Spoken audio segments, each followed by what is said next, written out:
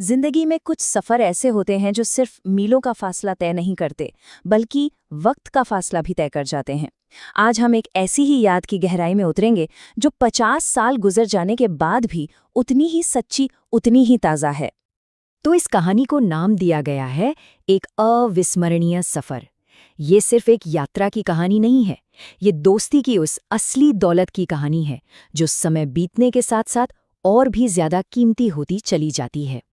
तो चलिए जरा समय में पीछे चलते हैं। आज से लगभग 50 साल पहले ये कहानी एक ऐसी याद की है जो आज भी दिल के किसी कोने में एकदम महफूज है। जी हाँ, पूरे 50 साल। बात है 2 अक्टूबर 1976 की।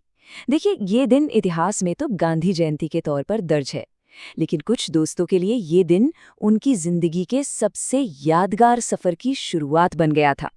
भाई, हर सफर के पीछे कोई ना कोई वजह तो होती ही है, और इस सफर की वजह थी दोस्ती की एक सीधी सादी पुकार जो एक चिट्ठी में बंद होकर दिल्ली पहुंची थी। ये शब्द थे दोस्त सतीश के। वो अपने गांव बरौली से बार बार अपने दोस्तों बाबू और सुनील को बुला रहा था, और इस बार इस प्यार भरे बुलावे को टालना नामुमकिन सा हो गया था। लेकिन सवाल ये था कि जाएंगे कैसे। साधन था 1960 मॉडल का एक पुराना खटारा लैम्ब्रेटा स्कूटर। पर जब इरादे पक्के हों तो साधन मायने नहीं रखते। उनका जज्बा तो देखिए, एकदम साफ था। अरे, खराब हो गया तो क्या हुआ, दोस्त है ना, धक्का लगा लेंगे। और सच कहूं तो ये सफर कोई मामूली सफर था भी नहीं। ये दिल्ली से बरौली तक का 200 किलोमीटर का एक ऐसा एडवेंचर था जिसमें मुश्किलें भी थी और मजे भी। तो हुआ यूं कि सुबह 8 बजे दिल्ली से ये सफर शुरू हुआ। टूटी फूटी सड़कों पर हिचकोले खाते हुए दोपहर में अलीगढ़ पहुंचकर जलेबी समोसे का जायका लिया, और शाम होते होते एक डरावने से पीपल के पेड़ का सामना करते हुए ये लोग रात 7 बजे अपनी मंजिल पर पहुंचे। मजे की बात ये थी कि रास्ते के पंचर और गड्ढों का असर उनकी हंसी और दोस्ती पर बिल्कुल नहीं पड़ा। यहाँ तक कि वो जो भूत वाले पेड़ का डर था ना, वो भी जलेबी और समोसों की मिठास में कहीं खो सा गया। जब बाबू ने उस पेड़ को देखकर थोड़ा डर जाहिर किया, तो सुनील का ये मजाकिया लेकिन हिम्मत भरा जवाब उनकी दोस्ती की पूरी कहानी कह देता है। मतलब, डर के आगे दोस्ती की जीत थी। और फिर तमाम मुश्किलों के बाद वो अपनी मंजिल पर पहुंच ही गए, उस एक पल को जीने के लिए जिसके लिए ये पूरा लंबा सफर किया गया था।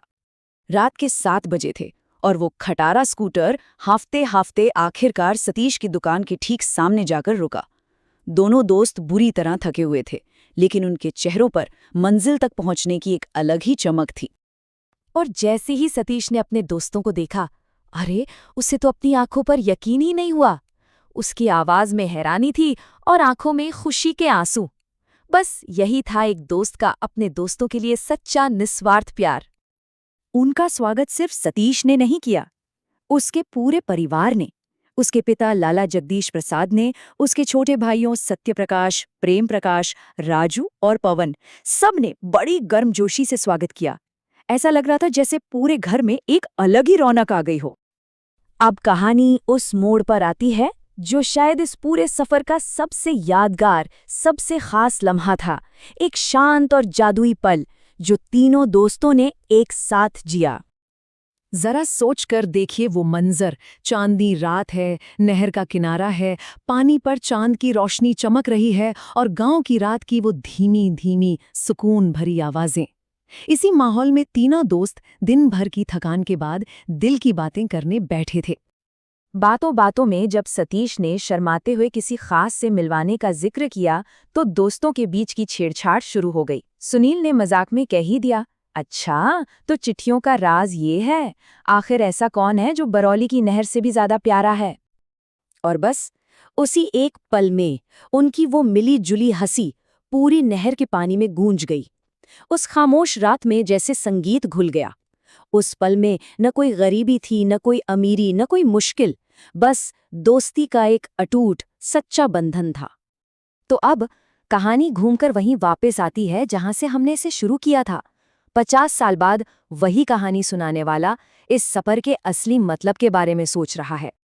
उस एक रात ने, उस एक सफर ने जिंदगी का सबसे बड़ा पाठ पढ़ा दिया कि असली दौलत पैसा, जमीन या जायदाद नहीं होती।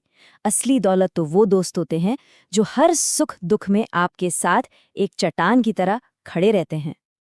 ये आखिरी बात बहुत गहरी है।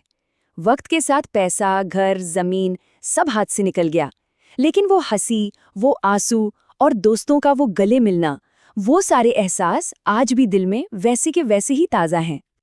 तो ये कहानी हमें ये सोचने पर मजबूर करती है कि जिसे हम दौलत समझते हैं, क्या वो वाकई में दौलत है या असली खजाना कहीं और ही छिपा होता है। सोचने वाली बात है कि किसी की भी जिंदगी का सबसे बड़ा खजाना आखिर होता क्या है।